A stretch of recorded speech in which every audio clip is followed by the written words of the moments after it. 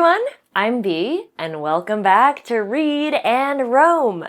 We've learned a lot about what authors write, like stories, informational texts, and more. We've also learned how authors write by using storytelling tools and structures to share their ideas. But have you ever wondered why authors write in the first place? Today, I'm at a local book fair where I'll get the chance to ask a few authors about their reasons for writing. Let's go!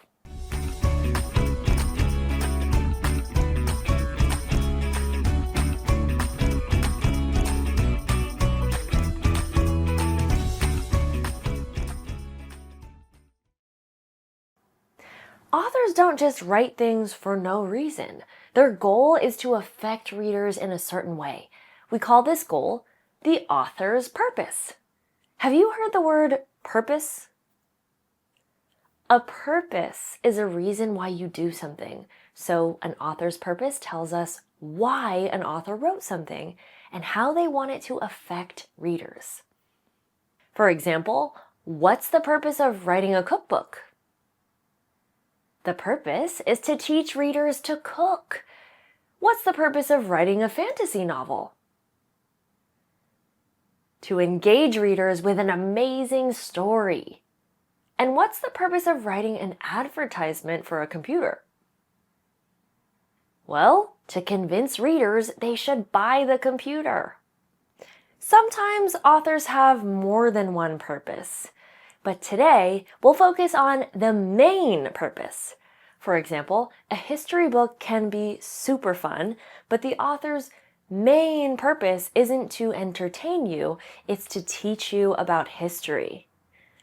As we interview the authors here at the book fair, you'll notice 3 of the most common authors' purposes. Let's check it out. Our first author is Caroline, who wrote a book called All About Oarfish. Caroline, hi! What was your purpose in writing this book? Hey, Bee! In this book, my goal is to educate people about a rare and unique fish. I wanted to teach readers scientific facts about the oarfish in a clear, interesting way. This author's purpose is to inform, which means to teach the reader about a topic. Does the word inform sound familiar? In Unit 1, you learned about informational texts, which use true facts to teach the reader about a certain topic. So, in an informational text, what's the author's purpose? To inform. There are many types of writing where the author's purpose is to inform readers. Science books, street signs, instruction manuals, and more. Our next author, Jenna, wrote the book Say No to Litter. What was your reason for writing this book, Jenna? I wrote this book to convince people to stop littering in nature. I explain how trash isn't just ugly, it's also harmful. I hope my readers will agree. This author's purpose is to persuade, which means to convince the reader to agree with the author. A persuasive text isn't just sharing an opinion. The author wants readers to think or act that way too. To do that, they'll include lots of strong reasons and evidence to show you why you should agree with them. Have you ever read something and felt like it was trying to change your mind or get you to do something? Maybe you've noticed this author's purpose in advertisements, speeches, or letters. Finally, Justin is an author who wrote a book series called Pollywog Planet. Why did you write this book, Justin? Well, it all started with one idea. What if frogs lived in space? And that inspired me to start writing. I wanted to create a funny, imaginative story that readers would love. In Unit 3, you learned about stories like Pollywog Planet and how authors just like Justin use story elements to engage their readers. In a story, the author isn't informing you about facts or persuading you to agree with them. So, what is an author's purpose when writing a story? This author's purpose is to entertain, which means to give the reader an enjoyable reading experience. Entertaining texts usually make you think, feel emotions, or get immersed in a story. Of course, we don't always have the chance to just ask authors what their purpose is. Luckily, we don't have to. We can find the answer by looking at other clues in the text. Here are 3 other books I picked up while here at the book fair.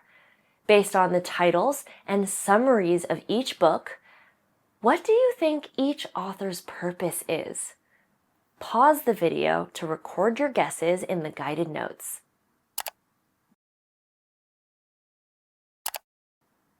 In the first book, Mia and the Dragon, the author's purpose is likely to entertain. We know that because it's a fantasy book that tells an exciting story. In the second book, Ancient Egypt from A to Z, the author's purpose is likely to inform. That's because it's a history book that teaches real facts. And in the third book, Why We Love Libraries, the author's purpose is likely to persuade. This book shares an opinion about libraries and wants to convince readers to agree. So, how does this knowledge help us, the readers? Is it useful to know why an author wrote something? You bet it is. First, when we know the author's purpose, it helps us pay attention to what's important in the text. For example, if we know we're reading an informative text, we can pay attention to the facts and details the author teaches. Knowing the author's purpose can also help us understand the structure of the text, like how and why it's organized.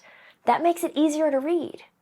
For instance, if we're reading an entertaining text, we might notice a story structure with a plot, a conflict, and a resolution. And finally, when we understand an author's purpose, we can connect our ideas to the author's ideas. This helps us ask great questions while reading, like, what's my opinion?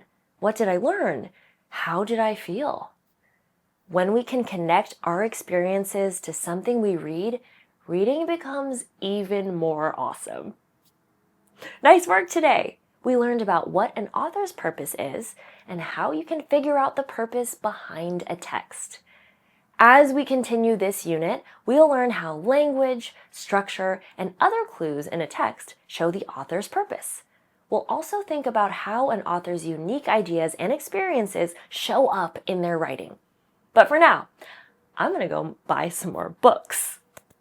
Remember, where there are words, there's a world to explore. Until next time. Hey!